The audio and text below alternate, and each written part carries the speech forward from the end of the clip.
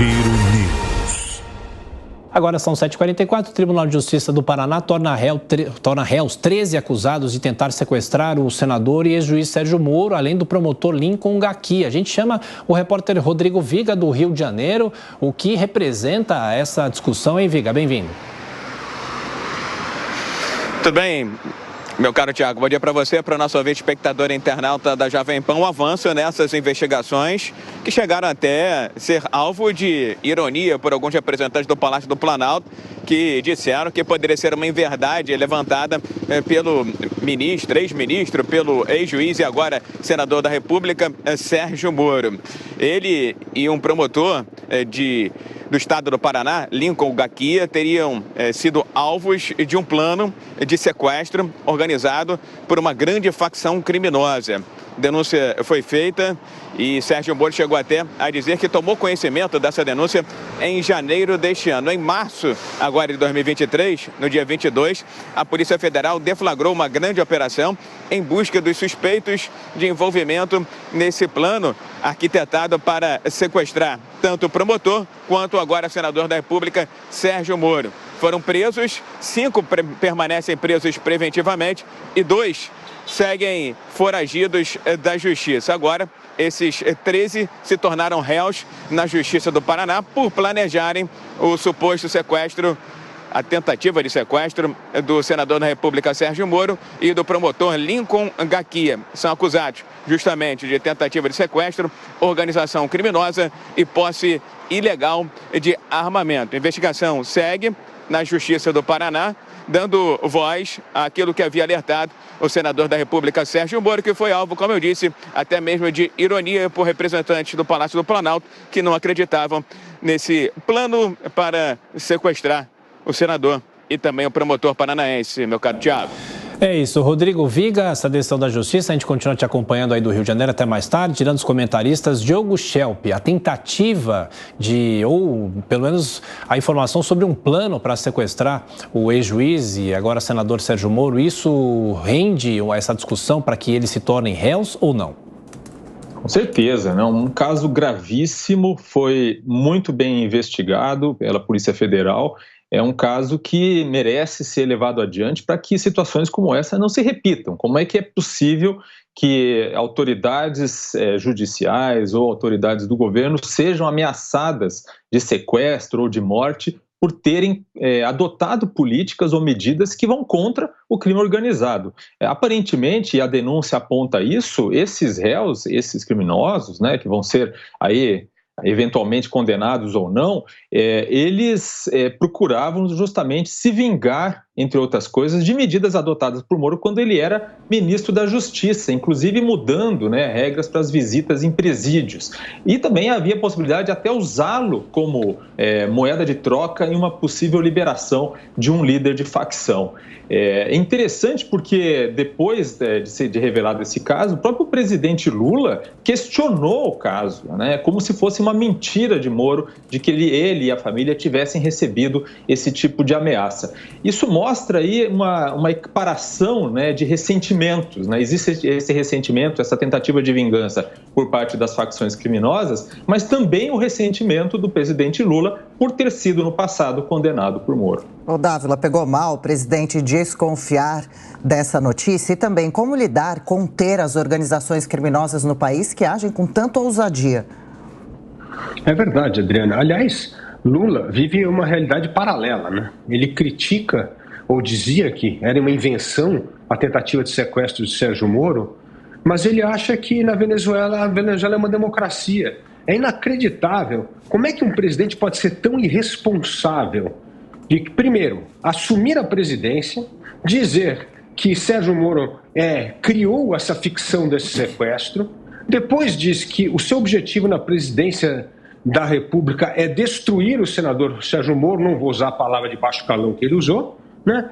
E quando aparece um ditador que vem ao Brasil, ele diz que não, que vão ter que reconstruir a narrativa e falar a verdade sobre a Venezuela. É um verdadeiro absurdo. Sabe de uma coisa, Adriana? A esquerda tem um grande problema. ela nunca apresenta fatos, ela sempre apresenta a versão fantasiosa da realidade. Isso mostra a irresponsabilidade de quem está no comando desse país. Sem projeto, com narrativas falsas, ignorando os fatos de enorme gravidade, como foi essa tentativa de sequestro do senador Sérgio Moro. É o retrato da impunidade e da farsa de um governo que até agora não começou a governar o país. Bom, Beraldo, eles viram réus e devem ser condenados.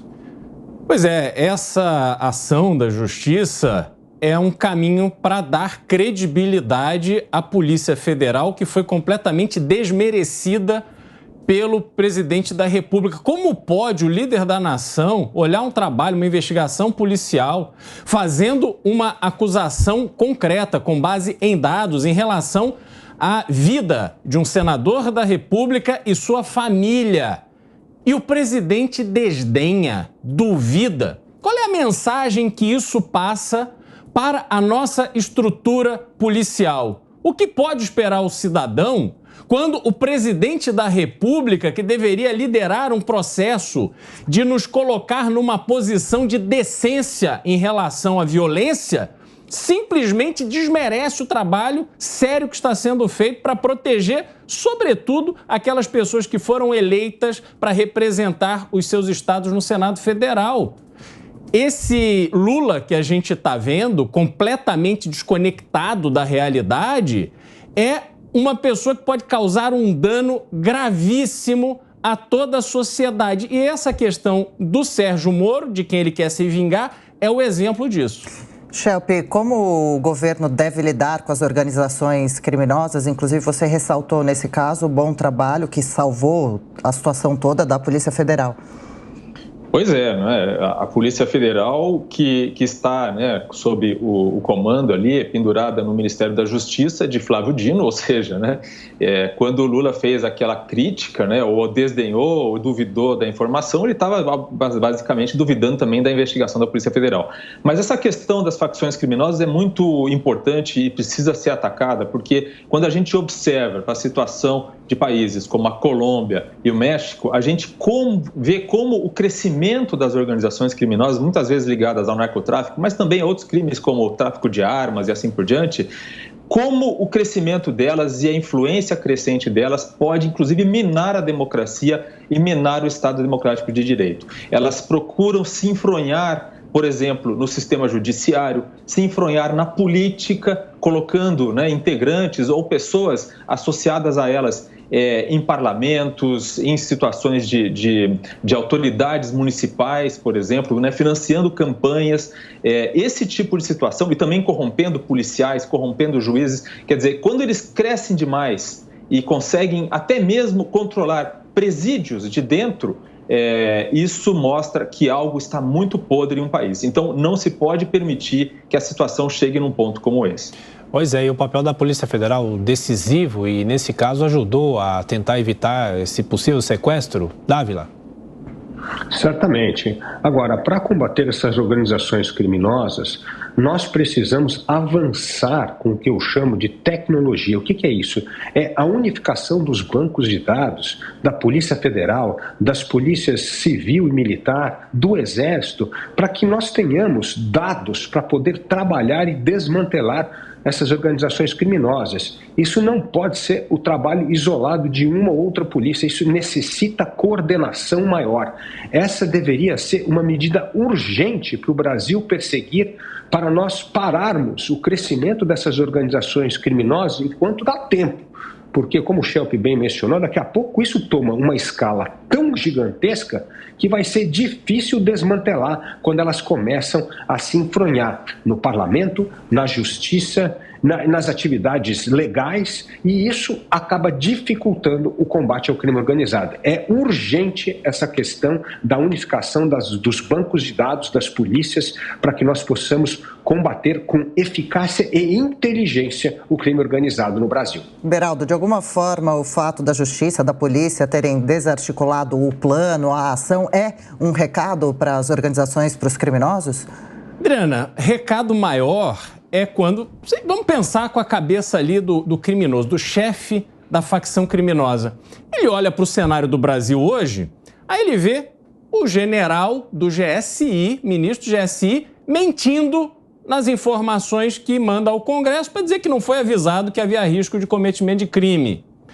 A gente vê o presidente da República desmerecendo, descredibilizando o trabalho da Polícia Federal. A gente vê o mesmo presidente da República confraternizando, viajando com líder de um movimento invasor de terra que fere um pilar essencial da democracia, que é o direito à propriedade privada.